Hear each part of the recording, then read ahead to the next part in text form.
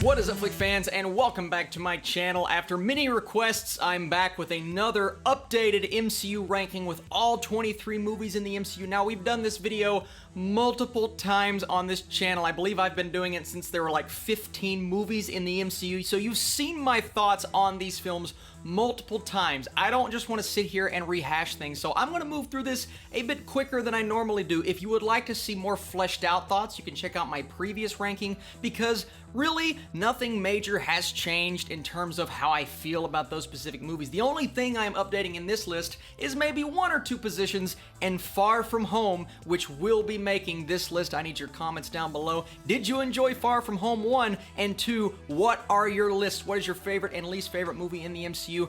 The title of this video says best.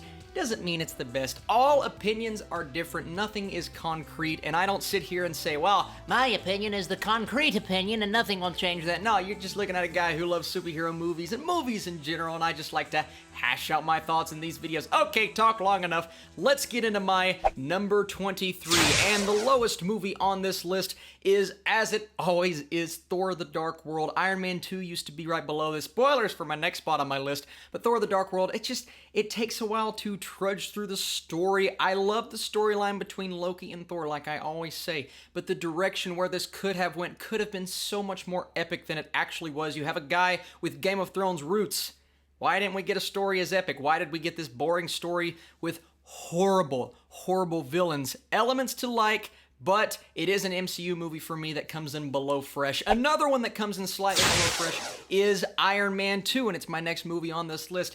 It's a film that it's a big missed opportunity, especially when you compare it to the first Iron Man. Now, comparing to the first Iron Man with any movie is a hard thing to accomplish, but there is so much going into this plot, so many storylines that the studio said, put this in, put this in. We're going to tease the Avengers team up, right? And that's all we're going to focus on, because the villain and the story itself was weaker than I wanted it to be, even though I love Justin Hammer. Next up is The Incredible Hulk. Now, I was a fan of Edward Norton as the Hulk. I like Mark Ruffalo more, but a lot of people forget about this because it didn't really carry anything over except for General Thunderbolt Ross. I do think the story is a bit forgettable. It's not as epic as other movies in the MCU, and once again, the recasting kind of throws a lot of people off, but I don't think The Incredible Hulk is horrible. It's actually the first movie on this list that I would rank as very slightly fresh. Now, if you guys want to see my percentages to this movie, check out my Letterboxd page with all of these specific rankings and the score that I gave each film. Okay, moving on. Next up is Iron Man 3. Now, as many people like to say, Iron Man 3 is a solid Shane Black movie, but in terms of where it fits into the MCU, the fact that this universe kind of scrapped a lot of elements of this movie, and the whole Mandarin twist that kind of leaves some people very upset. I understand all of those things. I don't think this is a great film. I do not think it really belongs in the MCU when you look at certain storylines, but it's a well-made movie. There are elements to really like, and some people love the twist. If you love the twist, you'll probably have Iron Man 3 a lot higher, and for that, sorry. Next up is Captain Marvel. Now, Captain Marvel released this year. It was a bit underwhelming for me. Now, I wasn't supremely excited for it because the trailers were underwhelming, but I still enjoyed it for what it was. My big issue here was the lead, Brie Larson. I don't think she was miscast per se, because I do believe she can work her way into the role, kind of like Chris Evans did as Captain America. But so far, I haven't necessarily seen what I guess the casting director saw in her. I would have preferred like an Emily Blunt, maybe. Brie Larson, she just hasn't worked super well in the role so far, but the movie itself, it was fun. Nick Fury was great in this film, and Ben Mendelsohn's character is one of the better characters I have seen in the last few years in the MCU. Captain Marvel was a fun time, even though it just didn't measure up to, I think, the hype behind it going in. Next up is Ant-Man and the Wasp. This is a sequel to the first Ant-Man, and I think this movie was a lot of fun. It was really funny. It was a nice refresher, kind of like Far From Home for In Game. Ant-Man and the Wasp was a nice refresher for Infinity War because of the tragedy that happened at the end of that film. You pick up with Paul Rudd. He's great. Evangeline Lilly almost steals the show in this movie. That duo is awesome. And the storyline, I think, was really sweet, even though I was underwhelmed with the movie as a whole. And I think the third act wasn't as intense as it wanted to be, but Ant-Man and the Wasp still a good time in the MCU. Another movie that is a good time is Avengers Age of Ultron, but I didn't want a good time out of this film. I wanted like Avengers level quality. I didn't quite get that, but I still enjoyed this film for what it was. The The MCU is full of some underwhelming sequels, but I think that's the problem with some movie watchers nowadays. I'm not calling anybody out specifically, but sometimes you watch a movie and because it's underwhelming, you walk away going, that's the worst movie I've ever seen. 0 out of 10 on IMDb, man, but it's really not a 0 out of 10. It's like a 5 or a 6 or even a 7, and sometimes a 7, which is about where I would go with this movie, is underwhelming because you want it to be a 9 or a 10. But once again, because I was underwhelmed with the villain where Ultron could have went, I still found elements to like, such as Vision and the voice of Ultron. So at the end of the day, Avengers Age of Ultron, even though it's low down on this list, I still thoroughly enjoyed it. Trying to fly through these guys. Sorry I'm talking so fast. And then we come to the first Thor. This is one difference that I have on this list compared to the last. I actually had this one spot higher, and I have since moved it down. I'm not moving it down because I like it any less. I'm just moving it down because I don't think it's as great as I wanted it to be on my previous rewatch. There are too many Dutch angles. The villain isn't the best. There are elements of this movie that could have and should have been better. But for the beginning of this Thor in this MCU, even though he's had a drastic character change ever since, I liked what the director brought us. I liked where this character ended up at the end of this film and the relationship with Loki, plus the casting of Odin. You can't go wrong with Anthony Hopkins. There are great elements in Thor, and that's one reason why I thoroughly enjoy the movie. Next up is Guardians of the Galaxy Volume 2. James Gunn, my goodness, this man just knows this universe. He knows these characters. You can tell he put his heart, mind, and soul. So glad he's coming back for the next movie. I'm really happy that he is going to take over these characters and hopefully implement some things from In Game. But Guardians Volume 2 was really good. Now, was it as good as the first? No, I think some characters were a bit too jokey. I love the moments towards the end. When a movie leaves you on this high note, you usually walk out thinking, oh my god, that was great. And that's really what I was thinking when I watched Guardians Volume 2. And then I started to think about the middle of the film and how the beginning didn't work for me as well. But the third act, Guardians Volume 2, is one of the best third acts in any MCU film. I know there are massive fans of this movie, and I'm sorry it's so low on this list, but once again, I enjoy the movie. It just doesn't quite hit those notes like the first one does. And then we come to Doctor Strange. Now, this is the first movie on this list that I would say, yeah, it's pretty great, right? Doctor Strange is one that I was fearful for because it's so out there and outlandish, and there are a lot of, let's say, colors and themes involved with this film that haven't really been captured prior to this movie coming out. But I thought Scott Derrickson just captured every moment almost perfect. I'm not going to say perfect because I do have issues with the story. That's why it's number 14 on this list. But I just love Benedict Cumberbatch as Doctor Strange. Yes, he's a jerk and he's a bit of a douche at the beginning, but he slowly finds himself. And Dormammu, I have come to bargain. I mean, just come on. You can't go wrong with that really cool third act. Next up is Captain America, the First Avenger. I really enjoy this movie, I think, a bit more than some other people because I'm seeing a lot of people put the First Avenger way low down on this list. And I'm like, come on, man. And some will tell me, some love this film, they will tell me that this is too low on this list because I think it's the perfect origin for Captain America. Now, it's not a perfect movie. I do think they fly through some story elements, a bit too many highlights in this movie. I wanted to slow down and focus on some of the aspects that make Captain America great, but you have the casting of Chris Evans, you have this man coming into his role, and it sparked what slowly became my favorite superhero of all time in Chris Evans as Captain America. Next up on this list is the original, the OG, AntMan, and I can't believe it's out of the top 10. I mean, we have 23 movies. I thoroughly love AntMan, and it's not in my top 10 movies in the MCU. Are you kidding me? That's crazy. I think this movie is a complete blast. It's one of the most rewatchable movies in the MCU.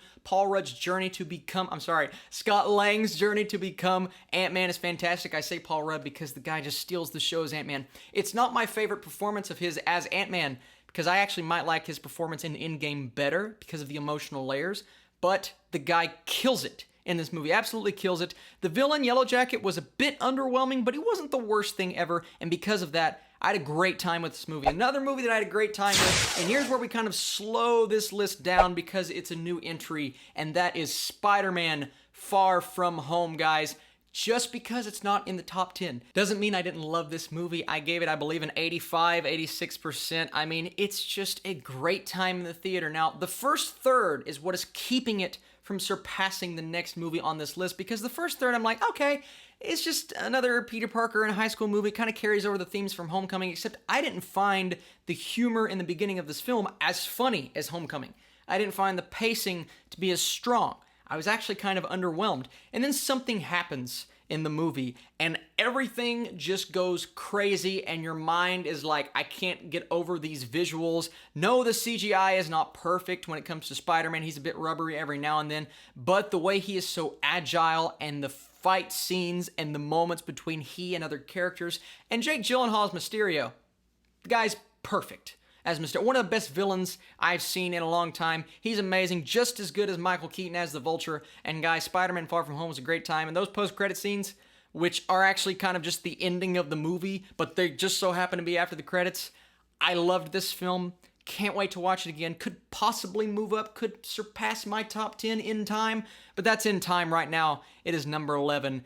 Now number 10, we have 2 Spider-Man movies back to back. I didn't want it to end up like this because my OCD's kicking in like, you have to separate them, but they're so close. Those are the 2 movies that are fighting because I have Far From Home above Ant-Man. Yeah, pretty solidly above Ant-Man in my mind, but what it's fighting with is Homecoming for me because I love Homecoming. I think Spider-Man Homecoming is what I wanted Spider-Man to be for a long time. Not the Iron Man Jr. route, although that doesn't bother me like it bothers some other people. The John Hughes high school route, actually casting high schoolers. See, Hollywood? It's not that hard. 8th grade, cast the appropriate 8th graders. This movie cast high schoolers. You can do that nowadays because there are some talented actors of that age. And even though Tom Holland's a little older, he's not 27. Nothing against Garfield or Tobey Maguire, but those actors were a bit old for Spider-Man. Tom Holland is like the perfect Spider. He's so good as this character. He's quirky, he's funny, he throws out the jokes when he's in battle, he throws out the jokes when he's not in battle. He's everything I've ever wanted Peter Parker to be, and we see in Far From Home that he can fight like crazy. The only thing lacking in Homecoming for me was that there just wasn't a definitive fight scene. Now, Vulture was fantastic. The moment when he discovers who Spider-Man actually is one of my favorite moments in the MCU so far, but there just wasn't that big climactic battle scene. Although, we have plenty of other movies with Tom Holland Spider-Man in action. Movies that we'll get to here in just a bit. Next up on this list is Black Panther, guys. This is the first comic book movie to ever be nominated for Best Picture, and I know it's not an excuse to put it this high up on my list. I'm not doing it because other people love it. If I were to go off of it being nominated for Best Picture, I would say, oh, it's number 1, clearly. I don't think it's number 1. I do think it's in the top 10 because I think this is just a high-quality film. The directing is phenomenal. Some people, they just don't pay attention to how well directed a movie is, or the cinematography, or the score, the Oscar-winning score to this film. All of those things are just amazing. Now, the story is what some people take issue with, and it is a bit of a cliched story, and the third act goes a little too heavy on the CGI, but overall, Black Panther is amazing, and Killmonger is just an incredible villain. He's so good. You know what else is good? First Iron Man, Back in Black, baby. The one that started it all, and I just once again struggling to believe that this is number 8 on my list. That's just a testament to the MCU. But I love this film so much. Robert Downey Jr. as this character is one of the best castings we have ever seen in a comic book movie. I love everything about him, the build-up, everything that goes into Ironmonger, even though the battle at the end was a bit, I'm not going to say anticlimactic, but not as climactic as I would want it to be, but it's the script, it's the dialogue, it's the conversations, even though rumor came out on set that they had to abandon parts of the script and redo it as they go and all of that thing. Doesn't matter. We got a great product. We got a great movie. We got a great character in Iron Man, and I love this character in this movie so much. And we get into number 7. This is the First Avengers. I mean, what is left to be said about this movie that hasn't been said already? It is the culmination of Phase 1 of the MCU, building up these characters to pay off in a way that no one had ever seen before, and it still holds up to this day, the fun aspect. Now, the only reason it's moved down this list a little bit is because I like the Russo brothers style a bit more. I think the newer movies have more of an impact, but it takes nothing away from how much I love the OG Avengers. Still, the best theater experience to this day that I have ever had. And next up is Guardians of the Galaxy, the first James Gunn almost superhero classic at this point. Nobody believed this movie would work. Everyone thought that the style would overtake the substance. Nobody believed that James Gunn could take this franchise and really make it something we've never seen before. Yes, it's a combination of many things that we have seen before, but he brought his style and this new element and the cast is fantastic. The characters aren't too much. They're not as jokey as they are in the sequel. The humor is great. The only thing I don't like about this movie very much is the villain in Ronan. Otherwise, Guardians of the Galaxy is pure awesomeness. Awesome Mix Volume 1. Next up is Thor Ragnarok. Now, Thor Ragnarok, it started out a lot lower than it is now, but upon subsequent rewatch, this film has moved up my list like crazy. It's probably made the biggest jump of any movie. I love Taika Waititi's style. I wanted something more epic going in, and I think walking out of the movie for the first time, I'm like, oh, it wasn't as epic as I wanted it to be, but it is still epic.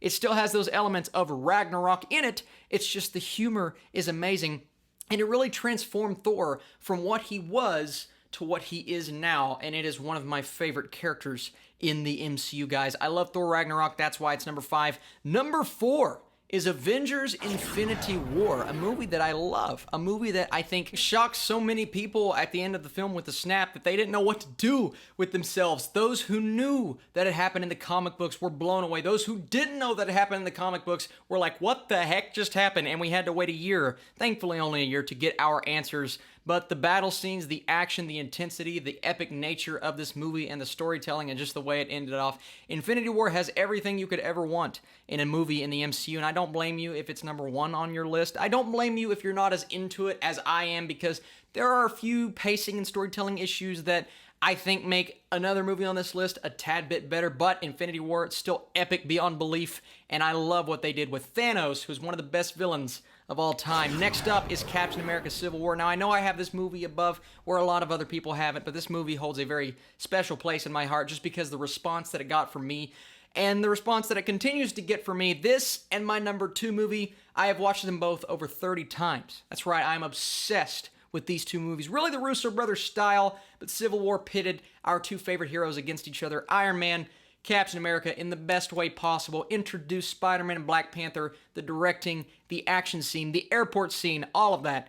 I love this movie so much. But what used to be number 1 was recently overtaken by a film. This is Captain America, the Winter Soldier. I contest to this day that it's one of the best action, superhero, spy, espionage movies we have ever seen. It combined everything we love about the Mission Impossible movies, certain elements of Bond. I mean, there are a lot of things in here that make this film great, but what really makes it great is the performance by Chris Evans and the direction by the Russo brothers. Some of the best hand-to-hand combat scenes I've ever seen in a superhero movie in general, and the villain in Robert Redford's character and the Winter Soldier, really, guys, this movie rocks. I mean, every second of it is awesome, and I love it. But I don't, and saying I don't love it as much, I think Avengers In Game, being my number 1 movie, is just the cream of the crop in terms of the MCU. And I knew it was coming, the inevitable backlash. Just talking about Endgame and some of my videos in the Letterboxd reviews, they're like, huh, Endgame's your number 1 superhero movie, whereas like 2 months ago, everybody's like, oh my god, Endgame's the best. It comes with the territory. When you have a movie that is breaking box office records, it's the number 2 movie of all time. I mean, regardless of what the quality level is, there will be backlash. It's just going to happen. It's always happened. It will continue to happen. Now, if you hated it when you first saw it, you hate it now, I understand that. There are things that I could see as issues in this movie, but I don't see them as issues. Maybe I'm clouded by being a fanboy, and I know I'll get that as well. That's fine, guys. I grew up with the MCU. In 2008, I was 13. No, I think I may have been 12 or 13 years old at that point. So it really stuck with me, this franchise, as I was growing up, and I found a relationship, and I went to college, and I got married. Like, the MCU has always been an integral part of my life. My wife and I's relationship, because we go watch every new Marvel movie together, guys. That's how it's always been for me. So the culmination of everything is just something that had to nail it, and for me, it nailed it. Going back and watching it 4 times in the theaters, I loved it every single time, and actually some of the minor issues I had the first time didn't bother me as much the second, the third, and the 4th time around, and I just think this film is truly great because it's 3 distinct acts. Each act is different, but they all come together to create a cohesive film, a film that I love. If you don't love it, that's fine. I understand that. But I just think Avengers Endgame is everything I personally wanted it to be, and that's why it's number 1 on my list. But as always, that doesn't mean it has to be number 1 on your list, guys. I tried to fly through this as quick as possible. This may be the shortest video I've ever done with the most movies I've ever done on a ranking, but I wanted to talk about the MCU because Spider-Man Far From Home came out, ended Phase 3. Now we move on into Phase 4, and that begins next year. I want to see which movie you guys are most excited for, which one out of all of these movies that I talked about is your favorite. I'll be back with so many more things later, a lot of great videos, Spider-Man-centric videos on this channel right now if you want to check those out. And I'm always talking about the MCU, the Marvel movies, and superhero movies in general. Thank you guys so much for watching, and I'll see you very soon.